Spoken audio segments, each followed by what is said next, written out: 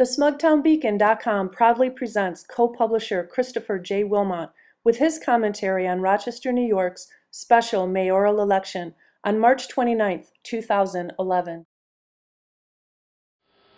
Hi, I'm Chris Wilmot with the SmugtownBeacon.com, and this is election night, the special election for mayor in the city of Rochester. This is Tuesday, March 29th, about 10:15 in the evening. A few minutes ago, Tom Richards declared victory, and as he should, he won 49% of the vote this evening.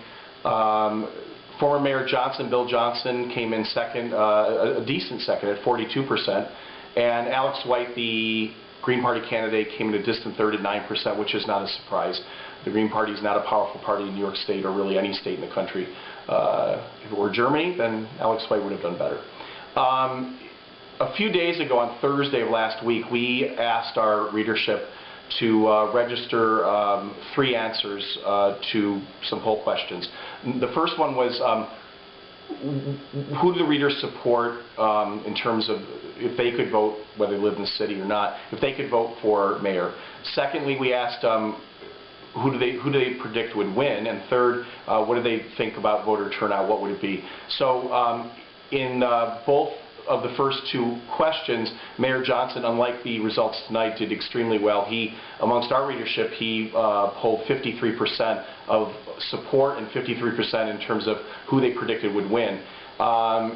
In terms of support for second place, who did our readership support? That was Alex White, and a distant third was Tom Richards.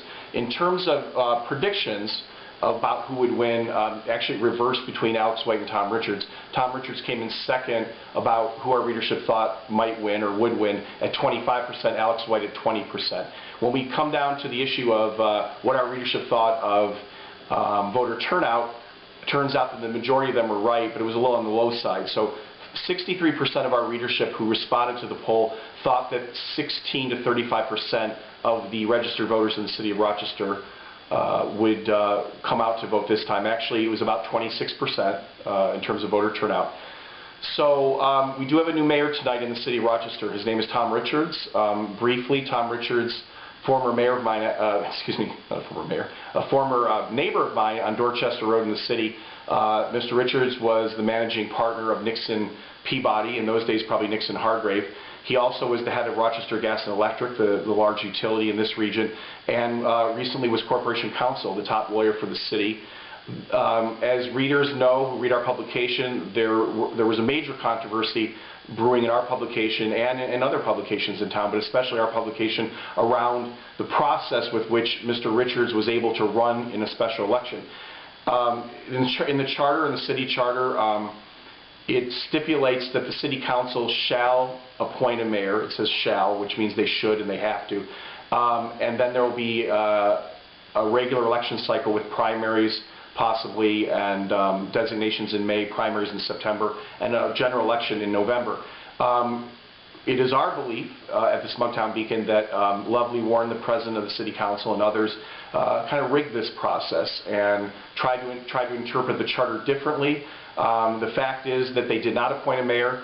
Suddenly, as Bob Duffy left to become lieutenant governor, Mr. Richards became deputy mayor when Ms. Malgeri left. Then he became acting mayor, and there was a lot of controversy around exactly what the word acting means in a legal sense. 2 lawsuits were brought, if you remember. There was a suit by Louis Amico and Jim McTiernan, who's the head of the firefighters union in the city. And that was not a successful suit.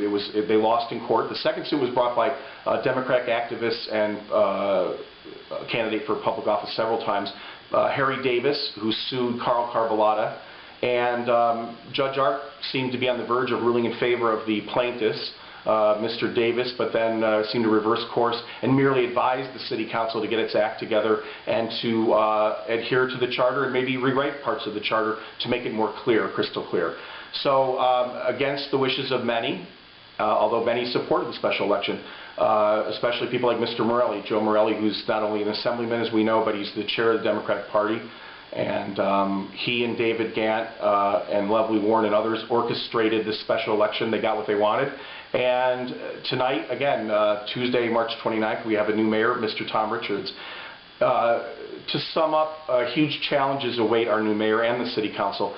The city of Rochester is at minimum $30 to $35 million in the hole, is running that kind of deficit, with a shrinking and declining tax base, with 210,000 citizens rather than the all-time high we had in Rochester of 335,000 about 50 years ago.